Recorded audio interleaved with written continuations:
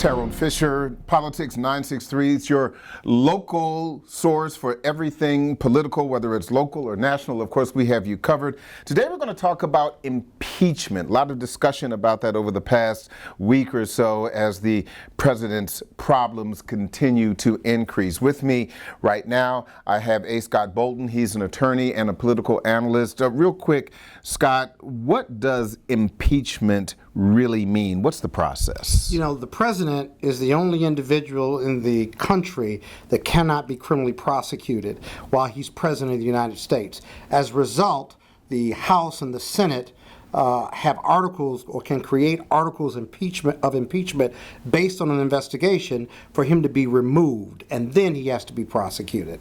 But with an impeachment, just because you're impeached doesn't necessarily mean that you are removed. No, you're absolutely right. There is a trial. Bill Clinton was impeached. Nixon would have been impeached, but he resigned beforehand. And Bill Clinton, he was impeached, and then there was a trial before the Senate, and he was found not guilty of the charges. And so he remained in office. So how does that work exactly? Is this something that the House does first or the Senate does it? What's the process? House does it first.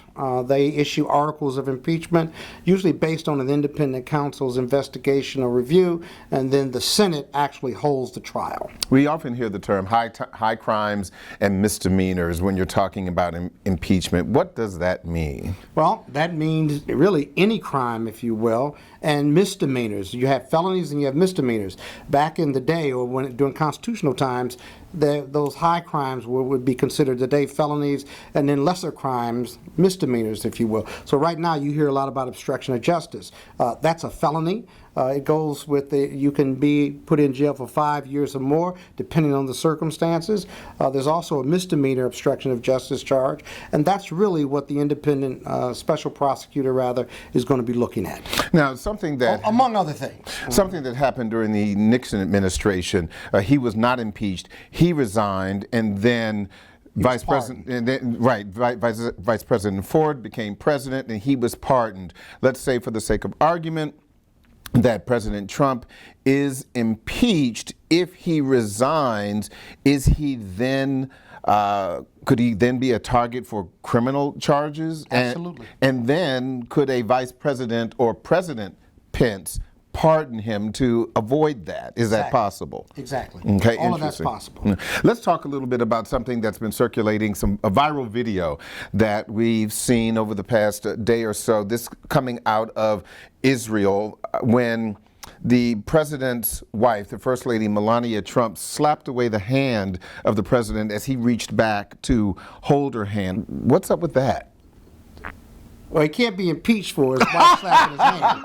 That's certainly for sure. I mean, all of us in social media land have been married, long time, short time. That's happened to every one of us. Mm-hmm. I've been married twice. It happened to me lots of times in both marriages. Okay, so that means, here, hold my hand, honey, and that means no. That means not now. That means I don't like what you said or what you did a few minutes ago, or perhaps a day or two ago. Women have their time frames, if you will, but that was not the time to grab her hand. And I will say this, over the course of the trip so far, they've been photographed holding hands subsequently. So who knows what it is, but he can't be impeached for it. First lady, last lady, all your ladies, just be on your best behavior, right? Men have got to have the aptitude to read your date. Yeah, there you go. Well, the president can call someone what he wants, but Melania, I guess she has the last word. Still got to go home and take the garbage out, walk the dog, and raise Barrett. There you go.